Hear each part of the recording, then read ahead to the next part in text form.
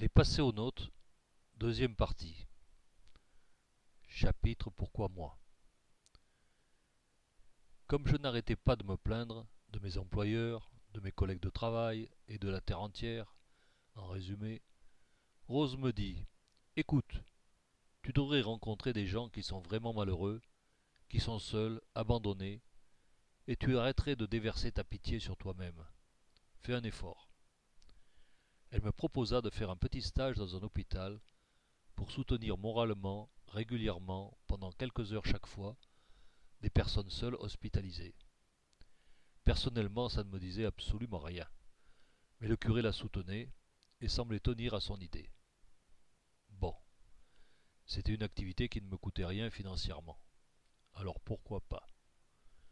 Le curé me demanda ma carte d'identité et remplit lui-même un imprimé qu'il me fit signer. Voilà, vous n'avez rien à faire. Vous n'avez rien à faire. L'hôpital vous contactera. Quelques jours plus tard, je reçus une convocation à une heure de réception de l'hôpital. Lors de ce rendez-vous, après avoir montré ma carte d'identité, on me créa un dossier dans lequel je fournis mes dates et heures de disponibilité. On m'expliqua que ma mission consisterait à soutenir moralement des personnes malades qui ne bénéficiaient pas d'un accompagnement familial et qui pour cette raison pouvaient souffrir de solitude.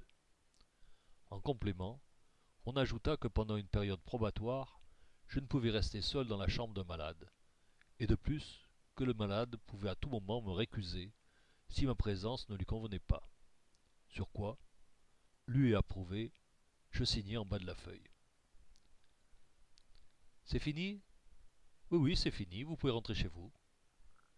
J'avais donné le numéro de téléphone du boulot, car je savais que ce type d'activité sociale serait bien vu par mes chefs.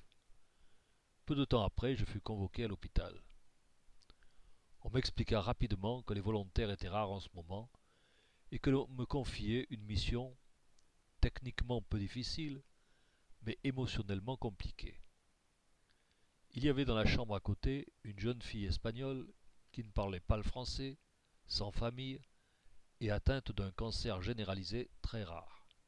Et, en plus, elle le savait. Actuellement, deux sœurs jumelles, très engagées dans leur mission, très pieuses, sont près d'elle. Nous ne nous faisons pas trop d'illusions sur l'aide réelle que vous pouvez apporter à la malade. Vous avez indiqué un niveau débutant en espagnol, mais vous pourrez peut-être les décharger émotionnellement par moments. Les rapports qu'elles nous ont faits, après leur dernière visite, montrent qu'elles sont fatiguées et en train de craquer. Le curé qui nous a soumis votre dossier nous a indiqué que vous étiez plutôt un homme insensible à tout. En général, ce n'est pas un point très positif, mais dans ce cas-là, ça peut l'être. Quand j'entrai dans la chambre, il faisait presque sombre. J'aperçus la malade dans son lit. Elle semblait très jeune, son visage paraissait très blanc. Ce que je remarquai immédiatement, c'était le bas de son visage qui était un peu plissé, comme si elle serrait les dents de toutes ses forces. Et elle regardait fixement devant elle. Rien dans son comportement n'indiquait qu'elle m'avait vu entrer et tenait compte de ma présence. Les deux sœurs m'ont accueilli d'un sourire et d'un hochement de tête. Je n'ai d'ailleurs, pendant toute la durée de cette mission, jamais échangé le moindre mot avec elles. Elles étaient assises sur une chaise, toutes les deux du même côté. J'ai pensé qu'elles devaient intervenir chacune à tour de rôle. Quand on est jumelles, c'est quand même plus facile. Je pris une chaise libre et m'installai de l'autre côté du lit. L'une des sœurs leur murmurait à l'oreille des mots que je n'arrivais pas à comprendre. À certains moments, le visage de la malade semblait un peu moins crispé. Ses dents semblaient un peu se desserrer. Les seules paroles qu'elle prononçait et que je comprenais étaient Porquemi, Porquemi, pourquoi moi? Ces mots revenaient comme une idée fixe. Revenez, revenez, revenez. J'étais plutôt pétrifié par la situation. Je ne savais pas quoi faire, quoi dire. Heureusement pour moi, la sœur entretenait le monologue, ce qui me dispensait d'intervenir. Je me suis demandé pendant tout ce temps ce que je faisais là, et même j'ai failli partir. C'était très impressionnant. Plus tard, les infirmières ont envahi la chambre pour prodiguer des soins médicaux quotidiens. Nous avons dû céder la place. En sortant, j'ai demandé si je devais faire un rapport de ma visite. La femme m'a souri et indiqué que la première fois ce n'était pas nécessaire. Elle m'a demandé si je souhaitais continuer. Je lui ai répondu oui, d'une voix mal assurée. Je rentrais chez moi, mais les images de la fille me hantaient. Je n'arrivais pas à me débarrasser des porc-émis qui me tournaient en boucle dans mes oreilles. Je me demandais la raison pour laquelle le curé avait insisté pour m'envoyer dans cette galère. Mais au fond de moi, une petite voix me disait qu'il fallait que je poursuive l'expérience. La fois suivante, à mon arrivée, on me signala que les deux sœurs ne pouvaient pas venir et que compte tenu des circonstances, j'étais autorisé à rester seul avec la malade dans sa chambre. J'étais un peu paniqué par cette perspective et je demandais ce que les sœurs, pouvaient bien lui raconter. Elle lui parle de Dieu, de sa mère qu'elle va rejoindre au ciel, et elles essaient de la joindre à leurs prières. Ce sont les grandes lignes, je n'en connais pas les détails. J'avais la gorge serrée en entrant dans la chambre, car je ne me sentais absolument pas prêt à suivre ce modèle. Je pris la chaise que j'avais utilisée la dernière fois pour me rapprocher du lit. Il me semblait que tous les mouvements que j'effectuais avaient pour objet de retarder le moment de passer à l'action. Enfin, je me rapprochai d'elle et commençai à parler à voix basse. Je parlais, parlais, parlais. Et tout en parlant, j'avais l'impression de m'écouter, de me juger. J'avais l'impression que mon espagnol n'était au fond pas si mauvais que ça. Elle semblait écouter mes paroles, même si je ne pouvais en être certain. Il semblait qu'elle ne serrait plus ses dents comme elle le faisait la dernière fois. Son regard me semblait avoir moins de dureté et de fixité. Je continuais à parler, parler, parler. Mais la tension et la fatigue étaient devenues telles que je fermais les yeux pour pouvoir me concentrer et continuer. J'étais nerveusement épuisé et j'ai craqué. Je ne trouvais plus mes mots, je perdais le fil de mon récit. J'ai tout lâché. J'ai pris une grande respiration et j'ai réouvert les yeux. Elle dormait. Je ne savais pas si c'était une bonne nouvelle ou une mauvaise. Aussi, sans faire de bruit, je demandai à l'infirmière présente dans la pièce à côté de venir. Elle semblait ravie. Elle me dit que personne n'avait réussi à provoquer le moindre moment d'apaisement chez la malade, qui restait tendue et angoissée tout le temps. Elle me demanda ce que j'avais bien pu faire ou lui raconter pour obtenir ce résultat. Je lui indiquai que j'avais simplement raconté une histoire drôle à la malade, dans laquelle il y avait plein de Jésus qui descendaient en même temps sur terre, et qu'il leur arrivait plein de contretemps. Ça a dû lui plaire. La femme me dit aussi que j'avais peut-être, en plus, un certain talent pour endormir les femmes. Je ne savais pas qui pouvait lui faire dire ça, ce qui pouvait lui faire dire ça, mais je ne contestais pas.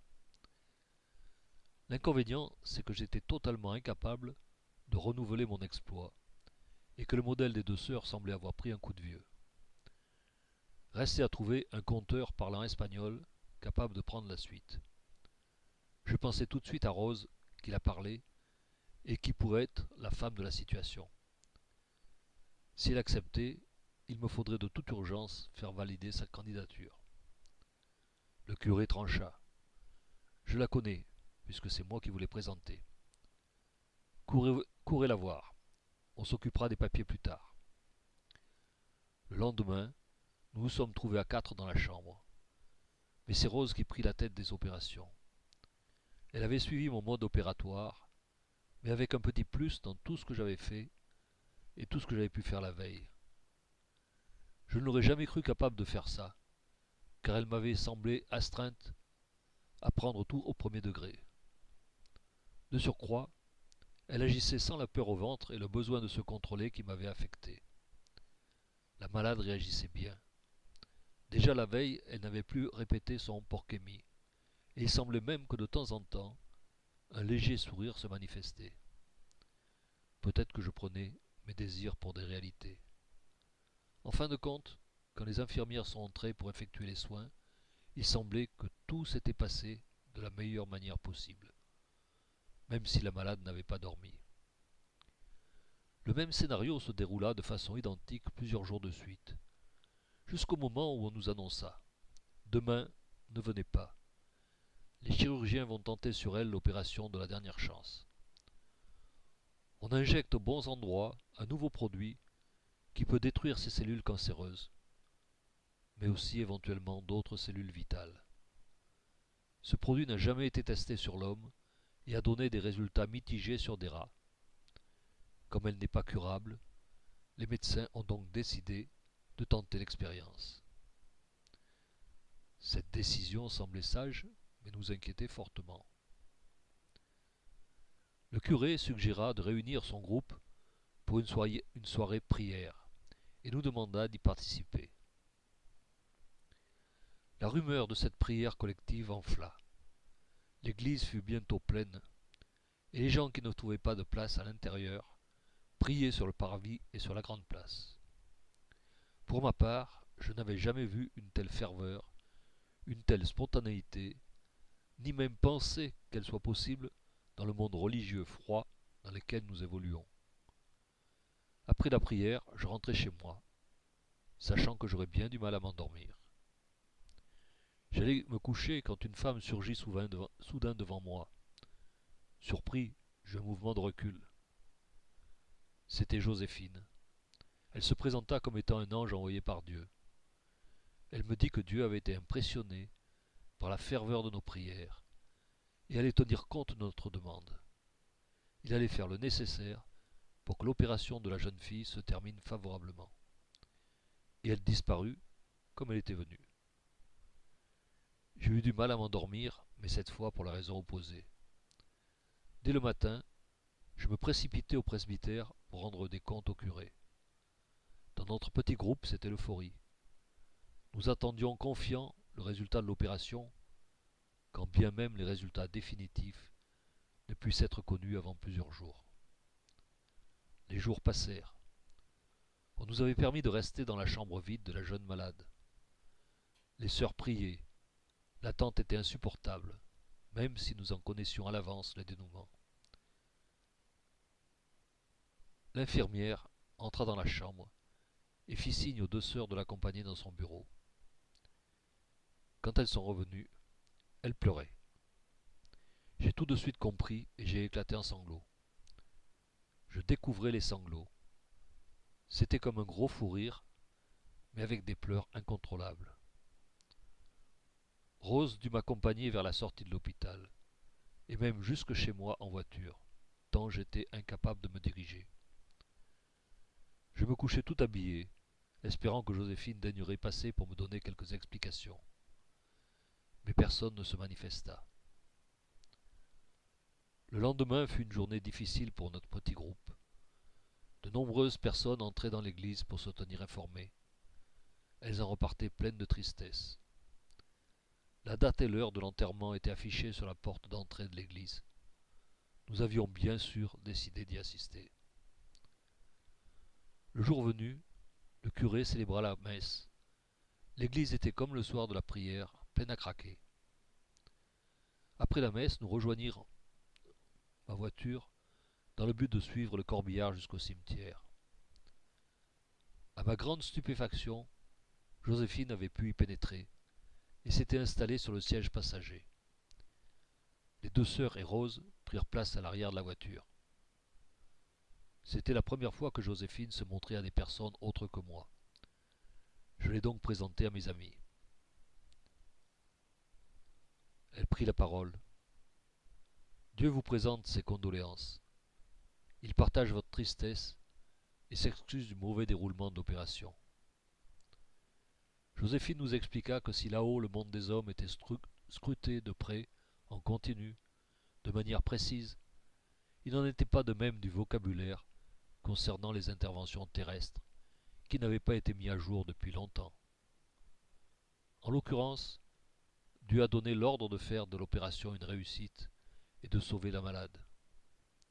Cela a été en partie mal interprété par les exécutants. L'opération a effectivement réussi, mais les intervenants ont traduit « sauver la malade » par sauver son âme, ce qui revenait naturellement à la transférer au ciel. Les anges chargés de la surveillance de la mission ne sont pas intervenus, car ils partageaient les mêmes concepts et le même vocabulaire que les exécutants. Après, il était trop tard pour faire machine arrière. J'ai été envoyé pour vous porter ce message. Nous allons actualiser les procédures, le vocabulaire utilisé, et former de nouvelles équipes, nous dit-elle. À un feu rouge, elle quitta la voiture et nous la perdîmes de vue. Le cimetière était bondé.